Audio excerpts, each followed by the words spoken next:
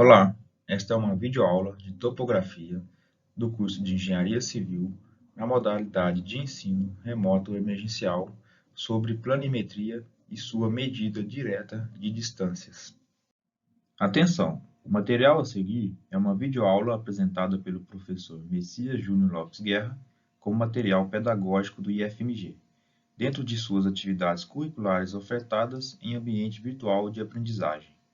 Seu uso, cópia e/ou divulgação em parte ou no todo, por quaisquer meios existentes ou que vierem a ser desenvolvidos, somente poderá ser feito mediante autorização expressa deste docente e do IFMG. Caso contrário, estarão sujeitos às penalidades legais vigentes. Na aula de hoje, pessoal, vamos estudar os possíveis erros que podem ser cometidos durante o processo de medição direta das distâncias. Esses erros geralmente são ocasionados de forma voluntária e involuntária e devem-se ao comprimento do diaxímetro, que pode ser uma trena, à sua dilatação, à sua falta de horizontalidade, portanto ela ficando um pouco inclinada, devido à catenária que ela pode formar, que é aquela curvatura que chamamos de barriga na trena, a verticalidade da baliza, ao desvio lateral do alinhamento da medição e, por fim, quanto a alguns enganos que podemos cometer. Quanto ao comprimento do diaxímetro, este é um erro correspondente à diferença entre os tamanhos nominais da trena e aqueles tamanhos reais da trena, podendo ela ser encurtada ou alongada. Este erro pode ser devido à tensão aplicada nas extremidades dessa trena, que pode ser encurtada por uma falta de tensão necessária ou por uma tensão muito elevada, fazendo com que ela seja esticada. E também, devido à temperatura ambiente, essa trena pode ser alongada com a sua dilatação, fazendo com que, então, numa trena alongada, encurtada, a sua medida seja menor que a medida nominal, e para uma trena alongada, a sua medida seja maior que a medida nominal da trena. Então, para calcularmos a distância horizontal correta, o DHC, entre dois pontos a serem medidos, será dada dividindo o comprimento aferido do diaxímetro, que é o LA, pelo comprimento nominal dessa trena, que é o L, e multiplicando pela distância horizontal medida. Esta formulazinha nada mais é do que uma regra de 3 simples, onde o comprimento nominal da trena está para o seu comprimento aferido no diaxímetro, que é aquele comprimento real, assim como a distância horizontal medida está para a distância horizontal correta ou corrigida. Dessa forma, fazendo a multiplicação cruzada, encontramos essa formulazinha. Observem agora alguns exemplos. Suponha uma trena, inicialmente com 20 metros de marcação. Em segunda análise, suponha que foi feita uma aferição, isto é, uma constatação em laboratório, e sua verdadeira medida seja de 19,9 metros. Neste caso, pensaria o usuário está medindo 20 metros, mas na realidade está medindo apenas 19,9 metros, ou seja, está faltando 0,10 metros, ou 10 centímetros. Isto é, essa trena na realidade, ela está encurtada, conforme vocês podem ver aqui na diferença. Com esta trena do exemplo anterior, suponhamos uma distância no campo igual a 100 metros. Qual seria a distância real na trena? Então, a gente tem que a distância nominal da trena é de 20 metros, a medida nominal da trena é de 20 metros, está para a medida real da trena, que é 19,9 metros. A distância que a distância no campo é de 100 metros, qual será a distância real utilizando essa trena encurtada? Então, multiplicando cruzado, a gente vai encontrar 99,5 metros, ou seja, em cada trenada ocorrerá um erro de 10 centímetros por falta, que acumulado resultará nesses 50 centímetros devido a essa falta. Já que a trena é de 20 metros, então vamos ter que fazer 5 trenadas para possuir esses 100 metros. E esta será a distância real medida pelo usuário. Podemos ainda utilizar a formulazinha, que nada mais é, como eu disse anteriormente, que é a multiplicação cruzada aqui. O exemplo 3, com essa trena anterior, quanto se deve medir no campo para obter essa trena real, já que a trena é encurtada, a gente mediu uma distância menor. Para isso, fazemos o inverso. Qual é a distância que a gente quer, na real, para medir 100 metros, sabendo que a trena tem 20 metros, mas na realidade ela possui 19,9 metros. Multiplicando cruzado, a gente encontra 100,5 metros, ou seja, medimos meio metro a mais para obter os 100 metros. Podemos também utilizar aquela formulazinha com o DHM agora a ser encontrado, que é a distância medida no terreno. Agora, um outro exemplo. Temos um estudante de engenharia que recebeu a tarefa de medir o perímetro de uma obra com uma trena de 30 metros que lhe foi fornecida. Nesta trena havia uma informação dizendo que a mesma estava encurtada de 0,42 centímetros.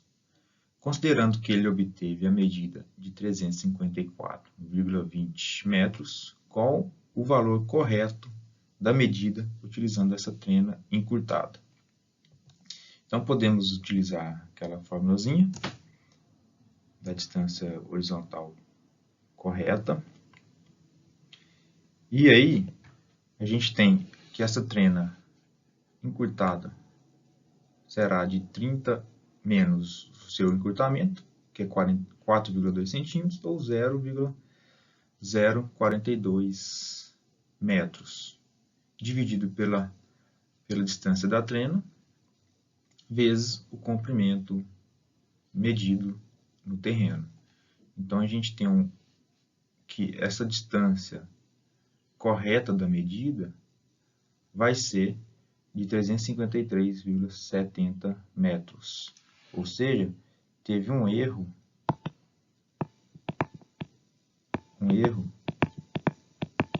de 0,50 metros. Faltou meio metro nessa medição, utilizando essa trena encurtada. Ou seja, para que a gente consiga a distância do terreno de 354,2 metros, a gente teria que acrescentar este erro. No exemplo 5, um mestre de obra pretende marcar a distância entre dois postes. Para isso, ele pretende utilizar uma trena de 20 metros, cuja dilatação é da ordem de 35 milímetros. Considerando que a distância entre os dois postes deverá ser de 50 metros, qual o comprimento aparente a ser marcado no terreno. Então, agora a gente tem que a distância correta que a gente quer é de 50 metros. Aí a gente quer saber qual o comprimento medido ou aparente no terreno, que é o DHM. Então, utilizando a formulazinha, a gente tem que o comprimento aferido da trena, que é o LA, que é a trena dilatada, é 20 mais o seu dilatamento de 0,035 metros, sobre o seu comprimento real de 20 metros vezes o DHM. Então, fazendo a continha, a gente encontra uma distância aparente ou medida no terreno de 49,91 metros. Ou seja, agora a gente tem um erro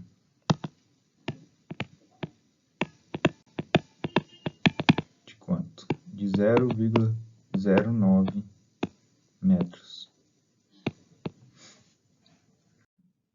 E quanto aos erros devido à dilatação da trena, que é um erro desprezível para os padrões atuais das práticas topográficas, ele apenas deve ser corrigido naqueles casos de uma prática topográfica em que se tenha uma diferença muito grande entre temperaturas da ferição. Então, em uma temperatura baixa ou uma temperatura muito alta, causando com isso uma variação, portanto, uma dilatação ou contração nesse diastímetro. Para esse tipo de erro, podemos calcular utilizando essa formulazinha, onde o E é o erro devido à dilatação ou à retração, o L é a distância medida, o alfa é o coeficiente de dilatação, o Tzão é a temperatura ambiente e o Tzinho é a temperatura de aferição. Por exemplo, uma trena de aço com 10 metros é aferida a uma temperatura de 20 graus Celsius. Aí pergunta qual será seu comprimento real quando utilizada a 40 graus Celsius, considerando o coeficiente de dilatação do aço igual a 12 vezes 10 a menos 6 graus Celsius a menos 1. Então, para isso a gente tem a formulazinha do cálculo desse erro devido à dilatação, onde o L é os 10 metros, o coeficiente de dilatação alfa de 12 vezes 10 a menos 6, vezes a temperatura, a diferença de temperatura. A temperatura aferida é de 20 graus e a temperatura a qual quer ser medida do comprimento a 40 graus. Então, a gente tem um erro de 0,0024 metros nesta trena, ou seja, um erro de dilatação. Portanto, essa trena ela terá, nessa temperatura de 40 graus, uma medida de 10,0024 metros. Para o erro devido à falta de horizontalidade de uma trena, dos pontos A e B devem ser projetados em um plano horizontal. Caso ocorra uma inclinação nessa trena, a sua distância tomada será sempre maior que a distância real horizontal. Para evitar isso, devemos ter o auxílio de uma terceira pessoa para verificar essa posição da trena e manter essa horizontalidade. Isso ocorre para os terrenos que possuem uma certa inclinação. Com isso, medimos uma série de linhas inclinadas em vez de medir essas projeções horizontais. E com isso, esses erros vão se acumulando. Então, o erro devido à horizontalidade ou simplesmente devido ao desvio vertical, CDV, pode ser calculado por esta fórmula, onde o DN é a distância vertical entre dois pontos a serem medidos, e o L é o comprimento da trena. Então, esse erro vai ser esse desnível do terreno ao quadrado sobre 2 vezes o comprimento da trena. Este é um tipo de erro cumulativo, conforme mencionei anteriormente, que a gente vai acumulando de acordo com a quantidade de medidas, e sempre positivo. Desta forma, a distância horizontal correta, DHC, entre dois pontos será encontrada subtraindo da distância horizontal medida o desvio vertical multiplicado pelo número de lances dado pela trena. O erro devido à catenária é aquele erro devido à curvatura que se forma, que chamamos de barriga, de acordo com o seu peso próprio desta trena, ou também há uma falta de tensão adequada aplicada na extremidade dessa trena.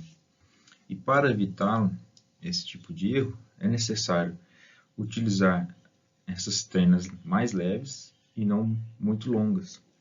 Aplicar uma tensão apropriada nas extremidades, segundo cada fabricante, e medir trechos menores para evitar isso, ou pelo menos diminuir, ou adotar balizas intermediárias em trechos muito longos. Então, o erro devido a esse tipo de problema pode ser encontrado por meio desta equação, onde F é a flecha formada deste arco da catenária, e L é o comprimento da trena entre dois pontos com uma tensão aplicada nesse diastímetro. Este também é um erro cumulativo e que provoca uma redução do diastímetro e, consequentemente, resulta numa medida de distância maior que a real. Desta forma, a distância horizontal corrigida, DHC, entre dois pontos